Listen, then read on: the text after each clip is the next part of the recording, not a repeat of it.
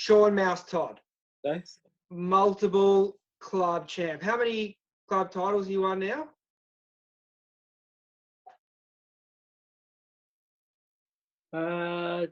Two, I think. Just two. Two, yeah, because it wasn't until later that because all the boys used to beat you when you were I've young. lost two, mate. Yep. So former. Yep. I sure did. Former couple got a massive delay here. We'll manage. We'll crack on. We've got former co-president in the during the Sim Collie era as well. Yep. Co-presidents. Life member now because you've been a past president, so we dished that out at the 40th year. Life member. Bell's Trials participant for the club. How many of them have you done? You've done a few of them too. I reckon there's been at least two of them.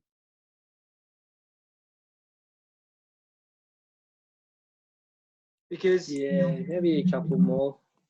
Okay, because I know from about maybe 4 years ago you had, or maybe not that long, you had Henry Hutchins, I think, in a round one heat at like small Rincon, and you didn't come out of that heat. Yeah. And then was it last year in Little Winky? Nah, I've never really made it through a heat there. Little Winky last year, was it's always been really small ways. Which tends to suit you.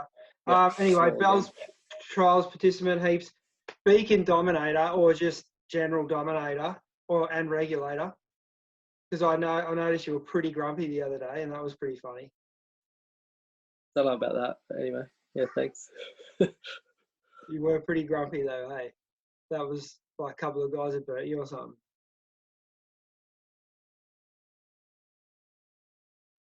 Sorry, mate, I've lost you. So just saying, when I saw you in the water the other day, was that last bit? You were pretty grumpy.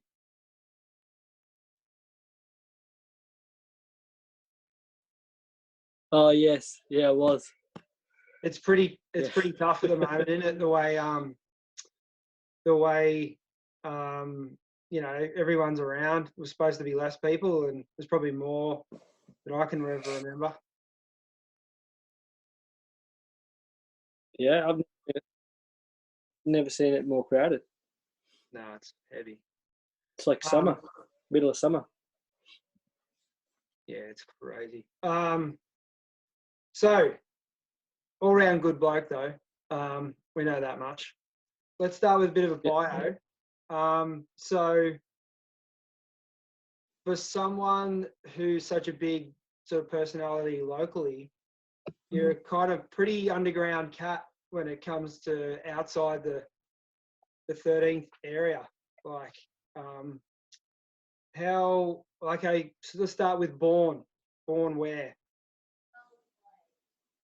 East side, I was west born side, OG, BH? in Barwon Heads, actually. Born in Barwon Heads. In the BH, yep. I was born in Barwon Heads, in my house in Barwon Heads. In your house? That would have been pretty heavy back in the day. Yeah. Which was? Home birth, which was 40-ish years ago. Yeah, almost 40. Yeah, I thought I'd be due for an invite to the 40 at some point. 39? Yeah. 39. Yep. 39. 39. So, okay, first surf. Can you remember, or has someone replayed it to you? First surf. Yeah. Yeah, I think it was like Rafts or Grove. Probably like on a really old board. I think I would have been about 11. 10 or 11. So like a push-in type deal, or you're probably 11 on your own from the get-go? Yeah, started pretty.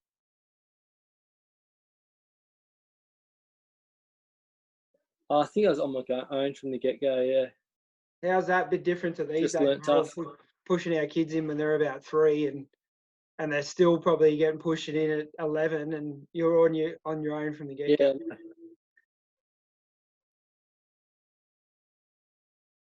Yeah, absolutely. So, tough. what age did you first join the club?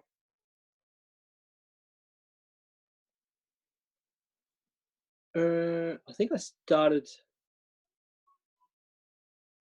I think I was like year 7, so that would have been, I guess I was 13 maybe. 13, that's pretty quick from when you just started. So 13, I would have joined the club, or maybe 14 when I. As you're going into, so what school? Ballerine High, Ballerine Secondary College, which is old Queenscliff High. Yeah. Yeah. Most of the guys from the Boardriders went to that school. Yeah. Yeah, absolutely. So mates growing up?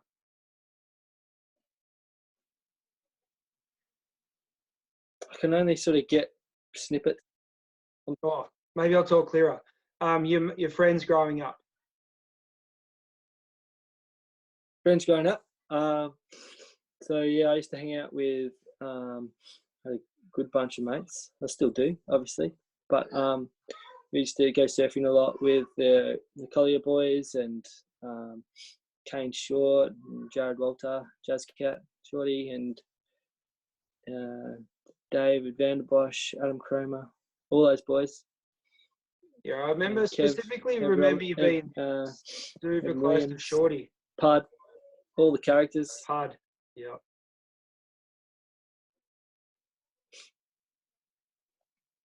Yeah, I remember you being super close to Kane Short.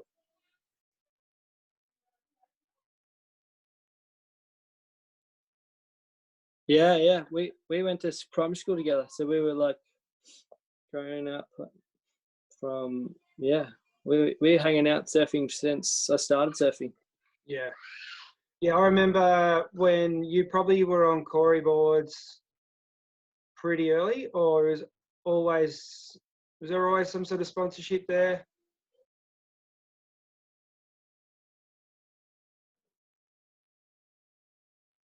I used to. I initially got sponsored by Rasta in Barheads. Oh, Roscoe throwing it out back in the day. He used to take care of me. Yeah. Not much of that going on anymore, is there? I still see him at Rasta. Yeah. Well, that's cool. Pardon? The only time you see Roscoe show up these days is with his camera, and he gets in and out of there pretty quick. He do his little surf reports. Yeah. Yes, he does. I see him out at Ruffs though. Me and Felix are out there. We see him out there. That's true. That's probably the only time I've spotted him. I know that Mocco's got this thing about living here forever and like seeing him in the water like less than a handful of times in his life. I can't. So getting back to you and Kane Short, I remember. I do remember like you getting lifts from Corey a bit, and me getting my license at the time and trying to drag off Corey in his car. Yeah, he used to take us surfing for sure. You remember when I tried to cut him off with a windmill that time? And I ended up in the ditch. Corey's car? No, I was trying to drag. I was trying to get remember that, yeah. I definitely remember. My car was useless. And I tried to get him around him once and he went for it and ended up in the ditch near the windmill. But anyway, let's flick to current day. So, well done on your season to date. I'm hoping you can hear me because we got a real bad lag and I'm just going to carry on. I'm only getting snippets, but... Yeah, okay. All right. Well, don't know if it's my internet or yours, but well done on your club performance today. You've got a pretty much unassailable lead in the Open Division. And if it goes the way it looks, you've pretty much wrapped it up already. Probably no great secret that you'd be a shoo-in this year. So I'm unofficially pretty much awarding it right now, but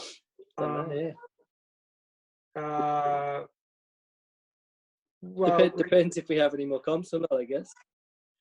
Yeah, I've looked at the numbers, mate, and I'm pretty sure that now I spoke to our sponsor who offers up the men's trip as the open prize, and pretty much using this platform to announce now that he's up for it again. So congratulations if this unofficial award turns into something official.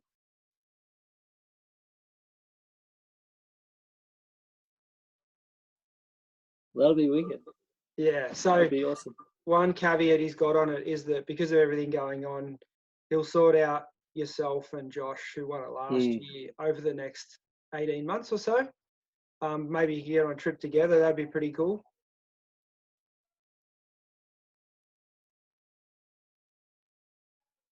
Yeah, that'd be sick.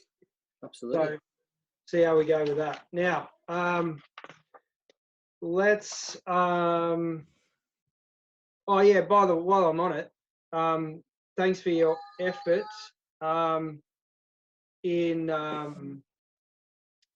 putting all your efforts in the open division, because it's left me in a better position in the seniors, which means I should be able to wrap that one up for a change after having come second about 4 or 5 times in a row. So thanks for that. No. So well done again to the Mushka. Question 1. Who would you rather beat in a heat? Who would I rather beat in a heat? I reckon this is the sources you've got to choose from. Mates, you've got guys like, you mentioned before, the Puds of the world, the Colliers, but they definitely fall into the rival category. You got guys like Josh Johnson Baxter in the rival category. You really went toe-to-toe last year, and he came down to one wave of Banny, I think, in the end. Oh, I'm not going to use that word on this podcast, I promise myself. Probably got underscored from you, mate. I was in there that day, but yeah, it was like, quality over quantity. Yeah, so, righto. We'll go on mates, rivals, rival clubs. Torquay Boardriders of the world, guys like Kale and Todd and that I'm sure you'd like to beat. Who's beaten you in trials heats? Who'd you like to get back at? Geez, I don't know. Some of the guys, I don't even know who they are. They're just like grommets from the island or something, or they're just ripping. But it's hard when it's 1 foot. It's hard to compete against those guys and the equipment they've got, and I don't know. Yeah, tiny waves. You got your 20 minutes. The thing is, Mouse, you never lose a heat. You just run out of time, right? Yeah, that's right. Okay, the other alternative to choose from is like club legends, guys like, I don't know. There's always been a big rivalry between, I think so anyway, between me and Simo Collier. He was always my rival in the club. He's always beaten me. I was always bridesmaid, and he was always taking it out. So both the Colliers actually used to beat me, which was they're both absolute weapons. I saw that was that 38 degrees south the other day, and we had that little beacon, like that little 13 clip with the little 13 section. Did you have a wave in that? I can't remember. Maybe one.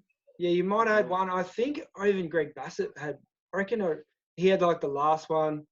I think there was Cam, the Colliers, Elliot. That was pretty sick. Yeah, it was a while ago now. But like you see Benny, like he's just a barrel lord. Like if you're in barrels at Beacon, you'd probably struggle. Composed in there, isn't he? He's a very good barrel rider. Both the Colliers are. They're machines. So I mean, even though Sim might have you a lot, the Colliers might have you a lot because they, got a steep step across Stevens Parade to surf it. I reckon in your later years you've got him covered. I reckon on our boat trip a couple of years ago you had him covered. Oh well, we did have a lot of left. I'll have to go back. Yeah, there was plenty of left that trip, wasn't there? So you guys, I think you guys were over it in the end. But so make a decision. Who would you rather beat in a heat? Well, just for Sim. Yes, yeah, probably Sim. I always used to say, I don't really care if I come third or. You just got to beat him. Just want to beat Simo. All right, good answer. Pretty much, I reckon I could have seen that one coming though. Yeah. Okay, all right. Here's one we've talked about trials.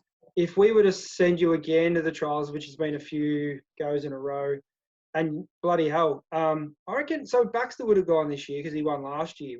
So Baxter's missed out on his go. Yeah. That sucks. Yeah, that sucks. Missed out on my gig in the judges booth this year too. So hopefully Robbo will give it back. That's up to you. Bloody love it. So hopefully we can keep that rolling. And how's that going to work? You're at the pool. Are you going to be able to get time off to work there? What's that? Oh yeah, I had time off. Yeah, all lined up and everything. So I'm devo. Yes. Cool. So yeah, if we sent you to the trials, as our current champ, yep. Would you give your spot to a Grom? Now all these three options that we've already talked about from last year. Yeah. Would you give your spot to a Grom? B. So B, would you definitely surf? Or C, would you wait to see the conditions? And if so, what would your picker conditions be? Because I've seen you lose in small, Winky and Rincon, which I would have thought would have been right up your wheelhouse. Or like, what if it was like perfect 6 to 8? Would you go, no, I'm taking this? Well, it'd be nice to surf it in not good waves, but I think that I've had my couple of goes. I'd like to pass it on if I could. Get some of the grommets a bit of experience or whatever they want, give it. They'd appreciate it a bit more than I would, I think. The consummate hero once again. Question 3. Okay, if you could only surf one more wave to be locked down in and locked down at and surf for the rest of your life, let's forget about like who you want there. And let's say your parent, let's say the whole family can be there and you're all locked down together. What wave would you choose to surf for the rest of your life? Would it be somewhere we surfed on our trip or somewhere you've surfed before or somewhere locally, somewhere you wouldn't want to give the name away about? Not sure. Well, that's an option. One of those spots. And if it was cooking, it was cooking every day, not like a wave that could be fickle. Because I know there's a couple.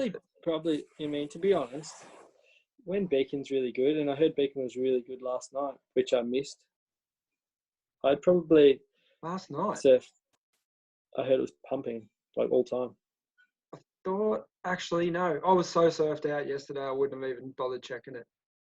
Yeah, last night I heard it built through the day and was really good. I was home just like, Yeah, you hate missing it, eh? You're not the sort of guy you want to say, hey, Mouse, I copped a good one the other day. He's like, what do you mean? Where? Was I working? Hey? Yeah, I do. Can't stand it. So how long? I don't even know. This thing isn't timed or anything, but I don't know. Like, I just want to thank you for taking the time, first and foremost. Big Beacon is your last answer, I take it. Just because you can go left and you go right as well. Yeah. You got a bit of variation. Yeah. And when it's cooking, you can get as good a barrels as anywhere. I like a little bit more predictability in my mechanical. I like somewhere mechanical. I mean, where would yours be then? Probably Big Macca's or something like that. But still barreling, but still do turns. Yeah, that's a good one. Green Bush or, I mean, you got a million ways to choose from there. I had a few little secret ones in Bali when I was there, but I used to surf when I went to Tonga, I got really good Tonga once, and it was really good. A place called, I think they called it ETs. Just this, that's probably still the best wave I've ever surfed. Really? Oh, there you go. There's a good part question. What was your best wave you ever surfed in Tonga? I wouldn't have ever guessed it. When it's good, it's like as good as anywhere that I've surfed. Yeah, tropical reefs, mate. Like, how good are they? So good. Kind of had to do without that for a while. But I mean, we live in God's country, mate. So we can't complain. It might be a bit cool every now and again, but I'm probably going to get you back as a co-host one day. You do help a lot with the club. Sure you'd be happy to help again. But thanks as a club and local legend around the traps, in the water, you know, in the science lab, all the rest of it. Thanks for being a legend. And yeah, we're going to sign off and see you soon, mate. Cool, mate. Thanks. No worries, pal.